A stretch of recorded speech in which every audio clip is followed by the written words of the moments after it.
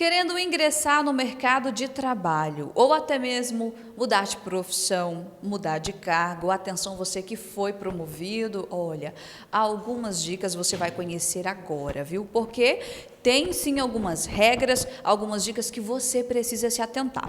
Mas quem vai nos ajudar é trazer algumas informações, algumas dicas, é ela, a psicóloga Vanessa, ela que atende aqui na Clínica Psicocé, e ela vai explicar para a gente. Vanessa, bom, primeiramente, muito obrigada por ter nos recebido. Vanessa, como o candidato deve se comportar? Primeiro, como que ele deve se preparar aí para o mercado de trabalho, para este momento, principalmente para este momento da entrevista? Boa tarde. Realmente, quando a gente fala de mercado de trabalho, entrevista, isso gera um pouco de ansiedade, né? A pessoa fica nervosa, o medo de ser avaliada, isso implica muito no momento da entrevista. E é claro que o entrevistador observa. Porém, o que é principal, o que realmente a empresa vai observar dentro de um candidato e que vai definir a contratação ou não deste candidato?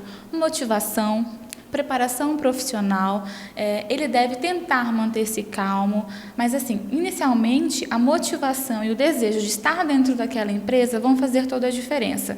Não você ir para uma entrevista, se der, tudo bem, se não der, não. Vamos preparados, vamos estudar sobre aquela empresa, sobre os produtos e serviços que aquela empresa oferece, para que se no momento da entrevista o entrevistador te perguntar a respeito disso, você esteja preparado. Então, inicialmente, se prepare para a entrevista, demonstre força de vontade, que você realmente está disposto a passar por aquela função, por aquela entrevista e possivelmente ser contratado.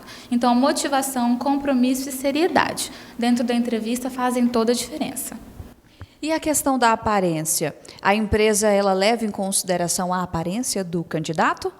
Sim, inclusive são algumas dicas que nós também damos aqui na nossa empresa para as pessoas que vão passar por um processo seletivo. É lógico que não há necessidade de você se vestir de terno e gravata, né? Para alguns cargos nem é necessário, mas o ambiente de trabalho ele requer uma formalidade. Então é importante que o candidato ele se arrume, né? Que ele apareça de forma apresentável durante a entrevista. Como dizem, a aparência é o primeiro cartão de visita.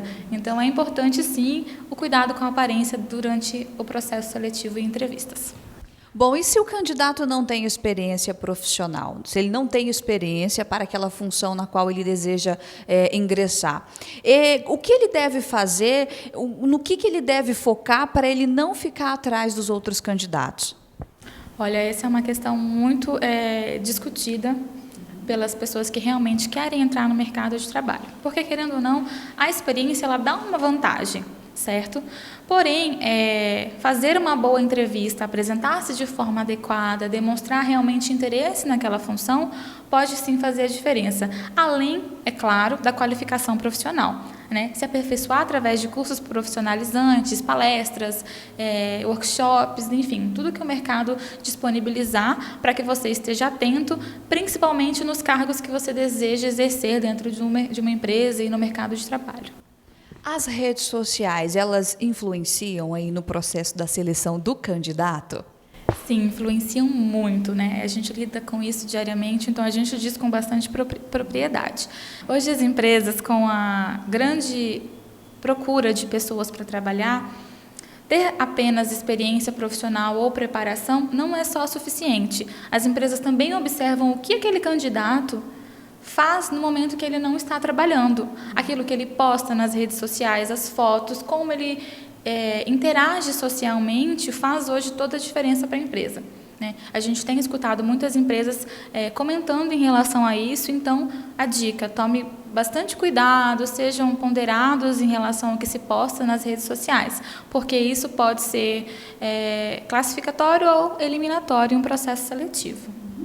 Bom, as dinâmicas em grupo, as dinâmicas coletivas, muitas empresas utilizam. E qual que é, na verdade, o objetivo dessas dinâmicas? Alguns traços do perfil profissional do candidato são melhores observados durante uma seletiva em grupo. porque ele pode demonstrar perfil de liderança, né, trabalho em equipe, como ele lida com o trabalho em equipe. Isso tudo pode ser melhor observado dentro de uma entrevista em grupo que não consegue se perceber tanto na entrevista individual. Então, esse é o objetivo das empresas quando elas utilizam o processo seletivo em grupo. O interessante é preparar-se para ela da mesma forma que o candidato se prepara para o dia a dia, né? Demonstrar realmente como ele lidaria com aquela situação ou com aquele problema que a empresa demandar para ele resolver durante a coletiva, durante o grupo, da mesma forma que ele faria no atual, para que a empresa realmente possa observar como ele é durante o ambiente de trabalho, como ele é com a equipe e se ele tem autonomia de resolução de problemas.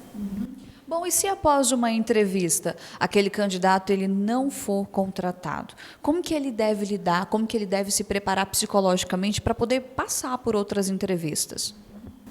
Bom, a princípio ele deve perceber e compreender que ele não ter sido aprovado para uma vaga de trabalho não significa que ele seja inadequado ou que ele deva se diminuir por isso. Não é dessa forma que acontece. Significa apenas que outro candidato, naquele momento, demonstrou-se um pouco mais preparado.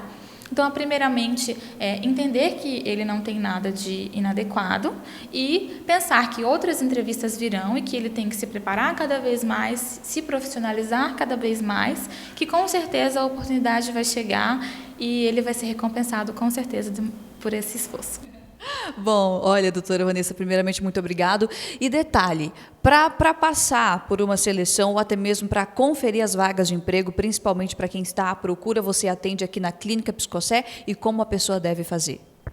Ela precisa vir até o consultório, né, com os documentos pessoais, para que a gente possa efetivar o currículo dela, dando dicas de como melhorar esse currículo. E aí, posteriormente, ela vai passar pelas seleções, onde a gente vai fazer o que nós fizemos aqui, dando essas dicas, porém de uma maneira um pouco mais aprofundada, porque cada candidato ele tem a sua demanda, ele tem aquele pontinho que precisa ser melhorado, e nós observamos isso antes de mandá-lo para uma entrevista e orientamos como ele melhorar. Então, é só vir ao consultório mesmo ou entrar em contato com a gente pelo nosso telefone que a gente passa as orientações. É isso aí, gente. Olha, espero ter ajudado vocês, né? Com as dicas e algumas informações que a doutora Vanessa passou. Ela que é psicóloga e atende aqui na Clínica Psicosé. Bom, boa sorte para você.